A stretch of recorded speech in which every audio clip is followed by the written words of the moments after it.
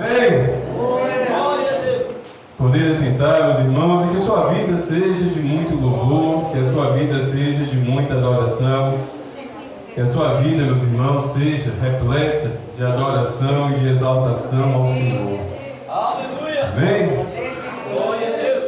Vamos meditar na palavra do Senhor. Quem trouxe a sua Bíblia,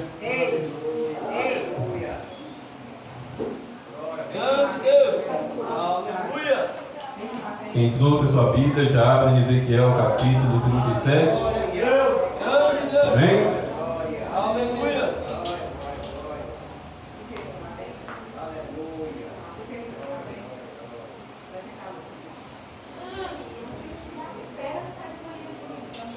Seu Deus, em nome de Jesus Cristo, a minha vida, Senhor, carente e necessitada da Tua ajuda, carente e necessitada da Tua misericórdia, a minha vida carente e extremamente necessitada do Teu Espírito Santo, uma vez mais aqui está atrás desse púlpito, para proclamar a palavra do Senhor.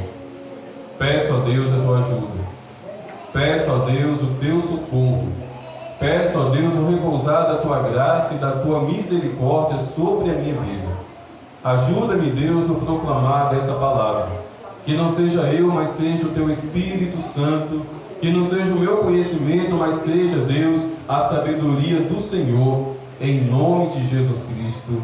Amém. Amém? Ezequiel capítulo 37, do versículo 1 até o versículo 10, a princípio.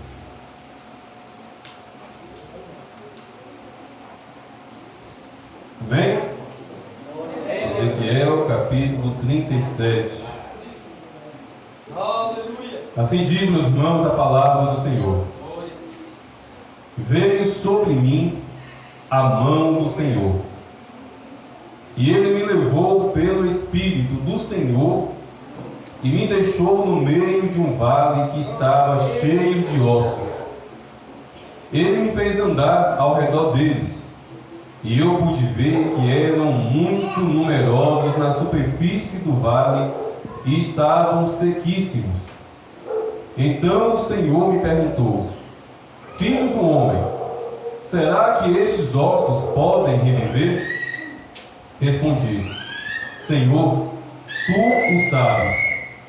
Então ele me disse: Profetize para estes ossos e diga-lhes: Ossos secos, ouçam a palavra do Senhor. Assim diz o Senhor Deus a estes ossos: Eis que farei entrar em vocês o Espírito, e vocês viverão. Porém tendões sobre vocês, farei crescer carne sobre vocês, e os cobrirei de pele. Porei em vocês o Espírito, e vocês viverão. Então vocês saberão que eu sou o Senhor. Então profetizei como me havia sido ordenado. Enquanto eu profetizava, houve um ruído, um barulho de ossos que batiam contra ossos e se ajuntavam, cada osso ao seu osso. Olhei, e eis que apareceram tendões sobre os ossos, cresceram as carnes, e eles se cobriram de pele, mas não havia neles o Espírito. Então o Senhor me disse: Profetize ao Espírito, profetize, filho do homem, e diga ao Espírito: Assim diz o Senhor Deus: Venha dos quatro ventos, ó Espírito, e sobre estes mortos para que vivam, e sopre sobre estes mortos para que vivam. Profetizei como ele me havia ordenado. Profetizei como ele me havia ordenado. O Espírito entrou neles. Eles viveram e se puseram em pé, e formavam um grande e enorme exército. Amém? Até aqui é a leitura para a nossa meditação. Meus irmãos, deve ter sido uma experiência bem desconfortável. Deve ter sido uma experiência bem esquisita, assim, no mínimo. E também podemos dizer que deve ter sido uma experiência medonha. Deus ter levado aquele profeta àquele lugar que estava repleto de ossos secos. Muitas são as pessoas que, ao entrar dentro de um cemitério, onde está ali todo mundo abaixo de 7 palmos, coberto ali pelas suas sepulturas, muitas são as pessoas que, mesmo dentro de um ambiente de um cemitério, dentro dessa organização, ficam desconfortáveis, ficam ali suando frio, querendo ir embora o quanto antes. Eu tenho um amigo meu que é mototaxista, na verdade ele era mototaxista, e sempre que surgia corrida, e essa corrida deveria passar ali na rua do cemitério da Consolação, no Pequi, ele dava uma volta para não passar em frente, porque ele se sentia desconfortável somente pelo fato de passar em frente ao cemitério. Ele dava uma volta, mas não passava em frente ao cemitério. Agora imagine nessa situação, esse vale de ossos secos era um cemitério a céu aberto. Era um cemitério onde os corpos ali foram colocados, entraram em decomposição e se tornaram ossos secos. Então, é um ambiente tenebroso. Imagine cada um de nós aqui caminhando sobre esses ossos, como Deus fez Ezequiel caminhar ali sobre aqueles ossos. E para Ezequiel, meus irmãos, o buraco ainda era mais apertado, porque Ezequiel era judeu. E na lei de Moisés, meus irmãos, havia a seguinte proibição: nenhum judeu poderia tocar em um cadáver, em um defunto, em um osso humano, até mesmo em uma sepultura, em um caixão. Se assim isso acontecesse, essa pessoa, homem ou mulher, ficaria impura durante 7 dias. E não somente ele. Se essa pessoa, de forma acidental, mesmo que acidental, tocasse em um caixão, em uma sepultura, em um cadáver, essa pessoa ficava impura por 7 dias, como eu disse. Mas se essa pessoa entrasse dentro da casa dela, o que estivesse ali dentro daquela casa, móveis, utensílios de cozinha e até mesmo as pessoas que ali residiam, essas pessoas também ficavam impuras durante 7 dias.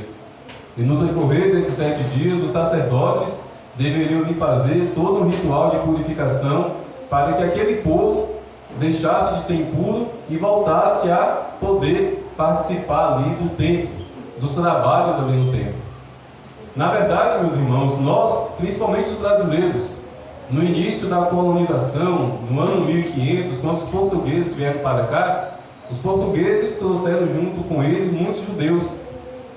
E todo esse costume, toda essa cultura, na verdade, toda essa lei dos judeus a respeito de coisas fúnebres, acabou se impregnando também na nossa cultura.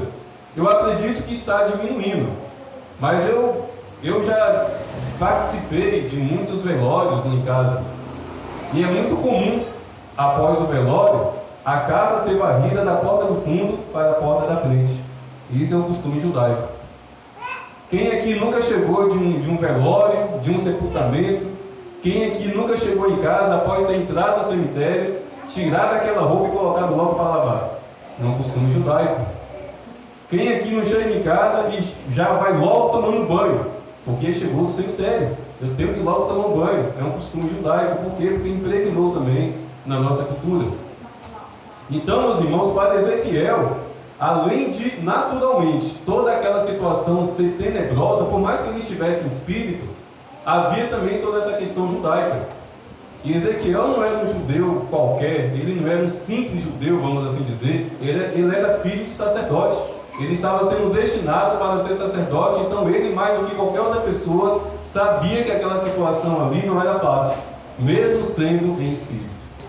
Mas, meus irmãos, mesmo naquele lugar desconfortável, mesmo levando o profeta Ezequiel a um lugar muito difícil de estar, Deus ali procedeu daquela maneira com um propósito. Deus ali levou aquele profeta para falar algo. Deus levou o profeta em espírito àquele vale de medo, aquele vale de assombro, aquele vale de muito desconforto, para falar algo ao coração daquele profeta. E por algum motivo, e quem somos nós para questionar, Deus procede dessa maneira, meus irmãos. Muitas são as vezes que Deus nos coloca em uma situação desconfortável, justamente para que a gente ouça a voz dele. Muitas são as vezes que Deus nos coloca em uma situação de aperto. E ouça só o que eu vou dizer: muitas vezes Deus permite até mesmo enfermidade, para que no meio desse desconforto, para que no meio dessa luta, a gente possa ouvir a voz dele, a gente possa ter uma sensibilidade. Porque parece que crente só funciona no tranco, igual carro velho. Parece que crente só busca mais comunhão, só busca mais intimidade. Parece que crente só coloca os joelhos no chão com mais vigor quando as coisas estão apertadas. E é uma verdade assim na minha vida, eu tenho certeza que na vida de todos aqui. Porque muito facilmente, quando tudo está bem, quando tudo está às mil maravilhas, a gente meio que fica no piloto automático. A gente vem para a igreja sem propósito de orar, de adorar. A gente vem para a igreja sem aquele afinco, sem aquele fogo no coração. Entra dia e sai dia dentro de casa, a gente não ora, a gente não adora. A gente não tem uma vida com Deus sincera e verdadeira diante do Senhor dentro da nossa casa. Por quê? Porque está tudo às mil maravilhas. E Deus não se conforma com isso. E Deus, sabendo de todas as coisas, entendendo que muitas vezes a gente só funciona no tranco, Ele permite um vale de ossos secos.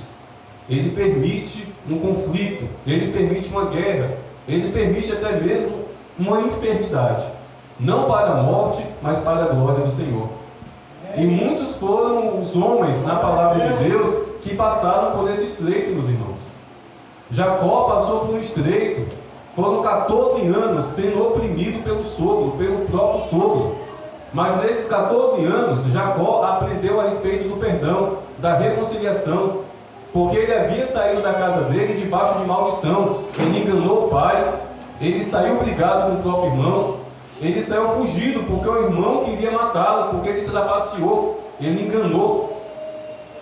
Mas nesses 14 anos, sofrendo debaixo de sol, debaixo de chuva, trabalhando e não recebendo, sendo enganado. Aquele que enganou o irmão, aquele que enganou o pai, agora estava sendo enganado pelo sogro durante 14 anos. Nesse período, nesse estreito, Deus trabalhou no coração de Jacó. E quando finalmente ele saiu debaixo da opressão do sogro, a primeira coisa que ele fez foi procurar o irmão e de joelhos pedir perdão. Foi necessário ele passar 14 anos no estreito para entender que necessário era perdoar, que necessário era se reconciliar com seu irmão. O mesmo nós podemos dizer de Jonas. Jonas tinha tudo para dar certo, era um profeta, e recebeu um chamado de Deus claro: vá até Nínive e pregue, profetize contra aquela cidade. Mas ele preferiu comprar uma passagem, ele preferiu entrar dentro de um navio, ele preferiu fazer uma viagem, ele preferiu curtir um cruzeiro. E Deus tirou aquele homem daquele navio confortável. Deus tirou aquele homem daquela viagem de férias, porque na verdade ele estava desobedecendo. E colocou aquele homem dentro do aperto e do desconforto da barriga de um grande peixe. E ali ele ficou 3 dias. E ao terceiro dia, ali dentro da barriga daquele grande peixe, ele fez uma oração clamando pela misericórdia do Senhor. Foi necessário aquele profeta quase morrer afogado. Foi necessário aquele profeta quase ter sido decomposto dentro do intestino daquele grande peixe para ele reconhecer que ele estava no erro. O mesmo eu posso dizer, meus irmãos, do profeta Jeremias. Jeremias capítulo 33, versículo 3. A palavra de Deus diz assim: clame a mim e responder-te-ei, e anunciar-te-ei coisas grandes e ocultas que você ainda não sabe. Deus trovejou isso, meus irmãos, aos ouvidos do profeta Jeremias. Jeremias, tem coisa que você ainda não sabe. Jeremias, você é profeta, você é muito usado pelas minhas mãos, mas Jeremias, tem coisas ainda que você não sabe e você precisa clamar a mim. Mas, meus irmãos, vai lá no versículo 1 e no versículo 2 de Jeremias capítulo 33 e veja onde Jeremias estava. A Bíblia fala que Jeremias estava aprisionado no pátio do palácio, correntes nas mãos, corrente nos pés, provavelmente seminu. No pátio, ele não estava dentro de uma gaiola, de uma jaula, de um cárcere. Ele estava ali sendo exposto, ele estava ali para ser humilhado, tomando sol durante o dia, frieza durante a noite. Foi nesse momento de humilhação, foi nesse momento de estreito, foi nesse momento de dificuldade que Deus abriu a boca e disse: Jeremias, você precisa clamar mais. Jeremias, você precisa orar mais. Jeremias, você precisa buscar mais a minha face, porque tem coisas que você ainda não sabe. Ele estava no estreito, mas foi ali naquele estreito, meus irmãos, que Deus revelou a ele que ele precisava buscar mais e mais e mais. É necessário, meus irmãos, cada um de nós, é necessário cada um de nós, de fato, passarmos por provas, passarmos por lutas, para que desta maneira, para que desta forma, nesse momento de dificuldade, nós venhamos abrir os nossos ouvidos para ouvir o que Deus tem a revelar. Eu gosto muito de um texto que está lá no Evangelho de Lucas. Evangelho de Lucas, capítulo 3, do versículo 1 até o versículo 2. No 15º ano do reinado de Tibério César, sendo Pôncio Pilatos governador da Judéia, Herodes, tetrarca da Galileia, seu irmão Filipe, tetrarca da região da Itureia, e Traconites e Lisânias, tetrarca de Abilene, sendo sumos sacerdotes Anás e Caifás. Perceba que Lucas, ele passou aqui uma lista de reis e de governadores e de 2 sumos sacerdotes. Ou seja, nesse contexto aqui, havia autoridades políticas e 2 autoridades religiosas. Mas veja o que diz a continuidade do texto. A palavra de Deus veio a João, filho de Zacarias, que estava no deserto. Meus irmãos, a palavra de Deus não foi para aquele que estava no conforto de um castelo. A palavra de Deus não foi para aquele que estava no conforto de um palácio governamental. A palavra de Deus não foi nem para o gabinete pastoral de Anás e Caifás.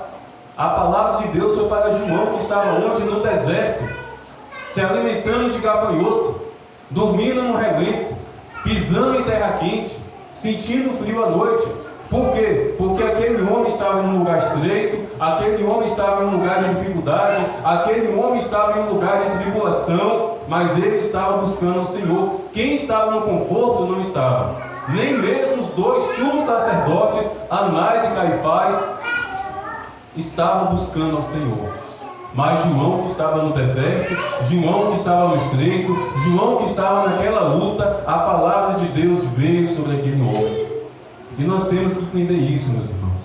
Seja qual for a dificuldade, seja qual for a luta, seja qual for o deserto, para de murmurar, pare de reclamar, feche essa matraca, não vou para a igreja mais, e abra esses ouvidos para ouvir o que Deus tem a dizer a você, porque é nesses momentos que Deus fala. É nesses momentos que a voz de Deus troveja ao coração de todo aquele que busca ouvir a voz do Senhor em meio às suas dificuldades. E é isso, meus irmãos, que primeiramente eu aprendo com esse texto aqui de Ezequiel. Ezequiel foi levado a um lugar onde pela lei judaica era abominável, em espírito, mas era abominável. Ezequiel foi levado a um lugar assombroso, tenebroso, um cemitério a céu aberto, mas ali Deus trouxe uma revelação poderosa àquele profeta. E aqui eu quero entrar nesta revelação. Qual foi a revelação que Deus trouxe, meus irmãos, ao profeta Ezequiel? A revelação, meus irmãos, é a respeito dos ossos secos. E no versículo 11 de Ezequiel, capítulo 37, Ezequiel recebe a seguinte revelação de Deus: Filho do homem, esses ossos são toda a casa de Israel. Meus irmãos, essa informação, essa revelação deve ter impactado o coração daquele profeta. Sabe por quê, meus irmãos? Porque casa de Israel, quando Deus disse ali casa de Israel, Deus estava se referindo ao povo dele. Deus estava se referindo aos judeus. Deus estava se referindo àquele povo que foi tirado do Egito, que recebeu os 10 mandamentos, que recebeu os profetas, aquele povo que havia sido separado por ele, por Deus. Esse povo era a casa de Israel. E o profeta recebeu a revelação de que aquele povo estava como ossos secos, que aquele povo estava morto, que aquele povo não somente estava morto, mas já estava totalmente decomposto, a ponto de só ter sobrado os ossos secos. Aquela revelação deve ter entrado no coração de Ezequiel, filho de sacerdote, judeu, de forma muito impactante. Deve ter sido um choque ao coração daquele profeta. Como assim, Deus? Como assim o meu povo? Como assim, Deus, o povo judeu? Como assim o povo que o Senhor tirou do Egito com um braço forte? Como assim, Deus, esse povo agora é ossos secos? Me explica. Ah, meus irmãos, mas tenha certeza, Ezequiel bem sabia que o povo dele, de fato, estava naquela situação. Ezequiel tanto sabia que ele também estava enfrentando as consequências, porque a mão de Deus pesou sobre aquele povo. Ezequiel estava no exílio, Ezequiel estava na Babilônia, com a permissão de Deus. Deus permitiu com que a Babilônia, Deus permitiu com que um rei tirano e cruel chamado Nabucodonosor partisse para cima de Israel, invadisse aquela terra, matou inúmeras pessoas, destruiu o templo e levou milhares e milhares cativos, deixando lá naquela terra somente o povo pobre. Deus enviou profetas, Isaías, Jeremias, Elias. Deus levantou profetas para alertar aquele povo: se arrependam, abandonem a idolatria, abandonem a moralidade. Mas aquele povo não ouviu, e o pior, perseguiu os profetas, matou os profetas. Deus teve misericórdia daquele povo, alertando aquele povo, mas o povo tapou os ouvidos. Então Deus disse o quê? Eu vou permitir a luta, eu vou permitir a guerra, eu vou permitir a opressão para ver se esse povo me escuta. E foi o que Deus fez, meus irmãos. A espada veio, a violência veio, o peso da espada e do exército de Nabucodonosor repousou sobre Israel, e aquela nação foi envergonhada, aquela nação foi devastada, aquela nação foi totalmente destruída.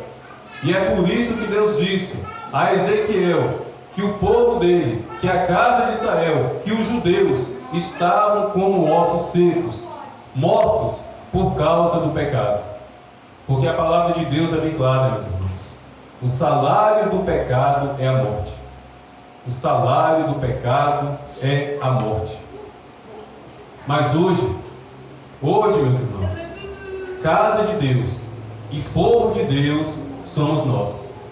Em Cristo Jesus, por meio do sacrifício de Jesus Cristo na cruz do Calvário, eu e você, a igreja que se reúne aqui nessa noite, espiritualmente pela fé e à luz da palavra de Deus, hoje nós somos casa de Deus. Hoje nós somos povo de Deus. E por mais que essa palavra, por mais que o contexto dessa palavra seja o povo de Deus, essa palavra também, meus irmãos, se aplica a nós. Essa palavra nessa noite se aplica a mim e a você. Essa palavra nessa noite se aplica à Igreja Pentecostal Nova Jerusalém. Meus irmãos, será que se Deus derramar um colírio espiritual em nossos olhos, se Deus derramar um colírio espiritual em nossos olhos agora, para que os nossos olhos enxerguem a realidade espiritual dessa igreja, o que será que nós iremos ver, Léo? O que será que nós iremos enxergar, Daniel? Será que essa igreja, nesse exato momento, está cheia de ossos secos? Será que sentada nessas cadeiras, será que pregando aqui atrás do púlpito, ossos secos? Essa palavra é para nós nessa noite.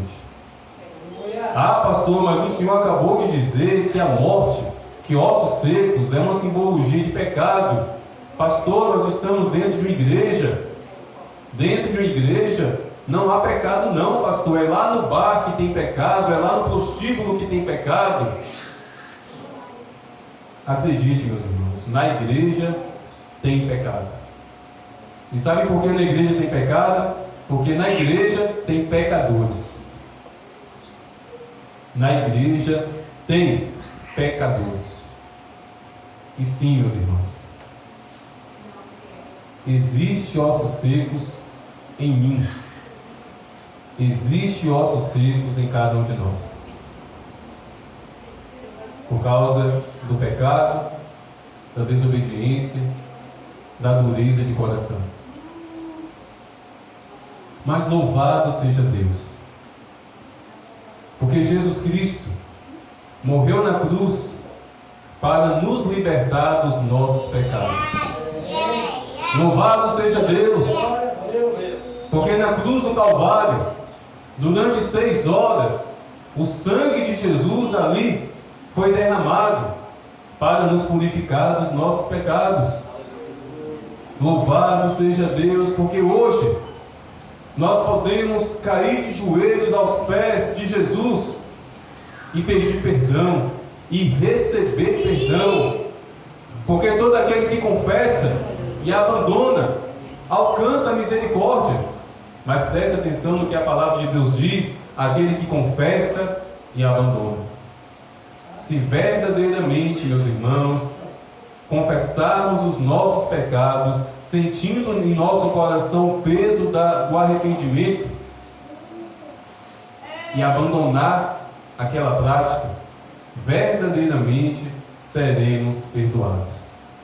E o sangue de Jesus nos cobre, o Espírito Santo nos envolve, a mão de Deus começa a trabalhar sobre a minha vida e sobre a tua vida, restaurando o nosso ser espiritual, tirando as vestes sujas, tirando a lepra do pecado e nos revestindo de graça e de misericórdia.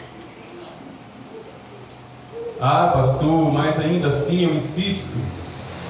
Ainda assim, pastor, eu insisto, nós estamos em igreja. Eu tenho certeza que nesta noite aqui, pastor, não tem nenhum assassino, não tem nenhum assaltante, não tem nenhum ladrão. Eu tenho certeza, pastor, que aqui nesta noite não tem nenhum pecador. Meus irmãos, o nosso problema muitas vezes é acreditar que pecado é somente pecadão, mas pecadinho também é pecado. Existem muitos casais aqui nessa noite. Homens, se nós não estivermos sendo marido, se nós não estivermos sendo esposo, à luz da palavra de Deus, entendendo que a mulher, é a Bíblia que diz, é frágil, amando como Cristo ama a igreja, zelando como Cristo zela a igreja. Se não estivermos fazendo isso, meus irmãos, ossos secos estão expostos em nosso ser. Agora, para a alegria dos homens, isso vale também para as mulheres. Pensou que eu ia deixar vocês de lado, né? Vou deixar não. Mulheres, se vocês não estiverem sendo sábias, edificadoras do lar, mansas, mulheres, mulher braba, mulher valente, mulher birrenta, é pecado. Muitos são os provérbios que dizem o seguinte: é melhor um homem morar no deserto do que dentro de uma casa com a mulher birrenta. Mulheres, sejam sábias, sejam graciosas, tenham domínio próprio. Tudo bem, nós homens muitas vezes tiramos vocês do sério, mas tenha misericórdia de nós, tenha compaixão de nós, tenha piedade de nós e interceda pelas nossas vidas. Mas não caia no laço do diabo de abrir essa boca e explodir uma bomba dentro da casa de vocês.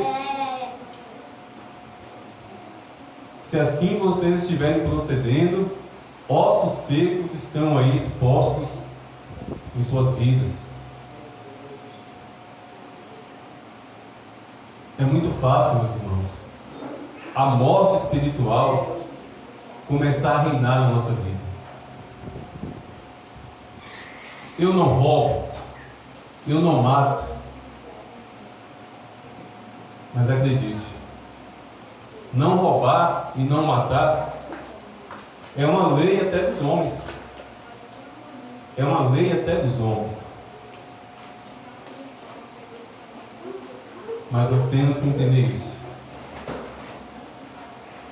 A nossa vida espiritual, meus irmãos, é caminhando em cima de uma régua de perfeição, e essa régua é a palavra de Deus. 1 centímetro fora da palavra de Deus, quer para a direita ou quer para a esquerda, ossos secos começam a surgir. Ossos secos começam a aparecer.